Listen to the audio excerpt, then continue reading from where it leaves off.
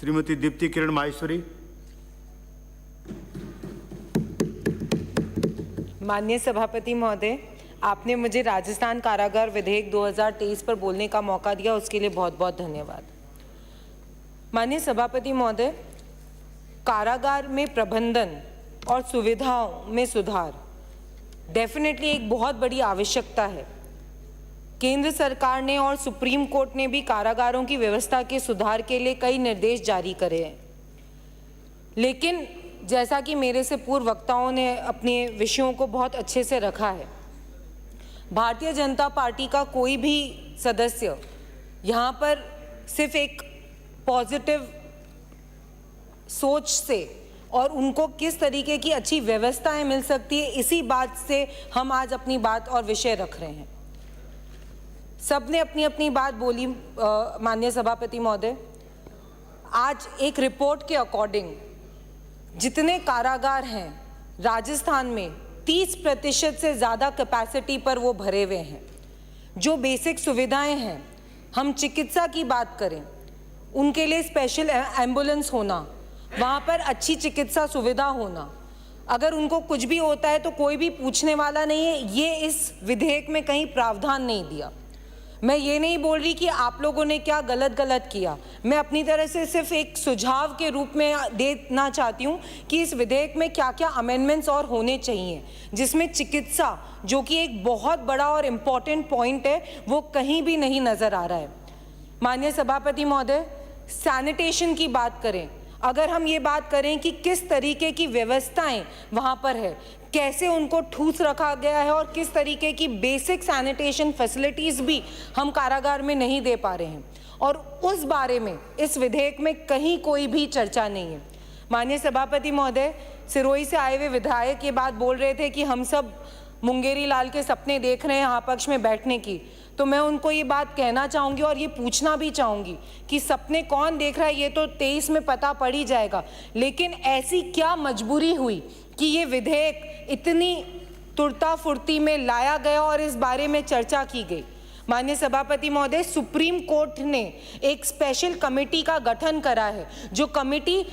कितने human rights, क्या क्या फैसिलिटीज़, क्या क्या अपराधियों को मिलना चाहिए, उस बारे में पूरे तय करके अपनी रिपोर्ट बनाएगी और केंद्र सरकार और सुप्रीम कोर्ट पूरी उनको लेकर आएगी और 3-4 महीने में ही वो रिपोर्ट आने के लिए तय है।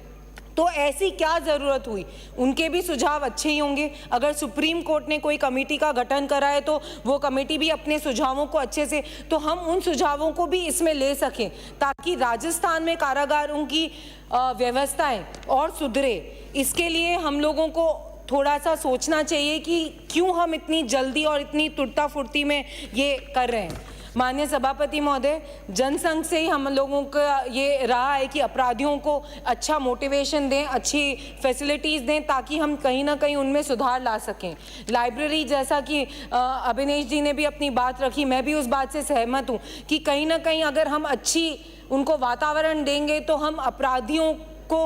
मोटिवेट कर सकते हैं कि वो अच्छा सोचें और अच्छा उनका व्यवहार हो। माननीय सभापति महोदय, एक बात और मैं इसमें रखना चाहूँगी, जिस बारे में कहीं इस विधेयक में बातचीत नहीं कही गई है, वो एक लॉ एक्सपर्ट की है। इनको अधिकार से हम सरकार की तरफ से एक लॉ एक्सपर्ट दें जो इनको गाइड कर सके। कितनी बार ऐसा होता है कि छोटा सा जुर्म है, लेकिन फिर भी हम निरंतर वो लोग कारागार में ही रहते हैं, उनको ढंग से एक्सपर्टीज नहीं मिल पाती है, ढंग से उनको मार्गदर्शन नहीं मिल पाता है। तो कहीं ना कहीं एक ऐसा हम गठन करें हर जिला उसके ऊपर, हर जिला कारागार के ऊपर, जहाँ पर एक लॉ एक्सपर्ट बैठे और इन लोगों को ढंग से गाइड कर सकें। माननीय सभापति महोदय, हम लोग बहुत गंभीर विषय के बारे में बात कर रहे हैं और ये कैदी, हम लोग बात कर रहे हैं कारागार में कि किस तरीके से इनको हम सुविधाएं प्राप्त कर दे सकें और क्या क्या इनमें नहीं हो रहा है। माननीय सभापति महोदय, ह्यूमन राइट्स, जो कि इसके अंदर कहा गया है कि बंदियों को अच्छी तरीके से उनके राइट्स पे गाइड करने के लिए भी हमें एक एक्सपर्ट की ज़रूरत होगी और इसीलिए मैं ये निवेदन करूंगी कि ये जितने भी आपने विधेयक लाए हैं, आपने बहुत अच्छी चीज़ें इसके अंदर लिखी है, लेकिन कहीं ना कहीं इस विधेयक को बहुत ज़रूरी है कि हम केंद्र सरकार और सुप्रीम कोर्ट की जो कमेटी से रिजल्ट आए उसको भी देखें और क्या हम इसमें अमेंडमेंट कर सकते हैं जिसके अंदर चिकित्सा और जिसके अंदर लॉ एक्सपर्ट और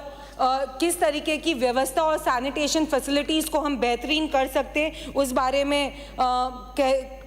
विचार करें और उसके बाद वापस से इसको लाएं। जस्ट बिकॉज 3 महीने बचे हैं और सरकार बदलने वाली है, इसलिए ये बताने के लिए और वापस जब विपक्ष में बैठे हैं तो चिल्ला चिल्ला कर बोलें कि हमने वो विधेयक लाया था, पास करा था, क्या किया आप लोगों ने उसमें, उस पर ना जाएं और सोचें समझें। और इसको मैं आपसे निवेदन करती हूं कि आप इसको 6 महीने के लिए जनमत जानने हेतु प्रसारित करा जाए और इसमें अच्छे अमेंडमेंट्स लाकर और वापस से इस विधेयक को इस सदन में रखा जाए। धन्यवाद।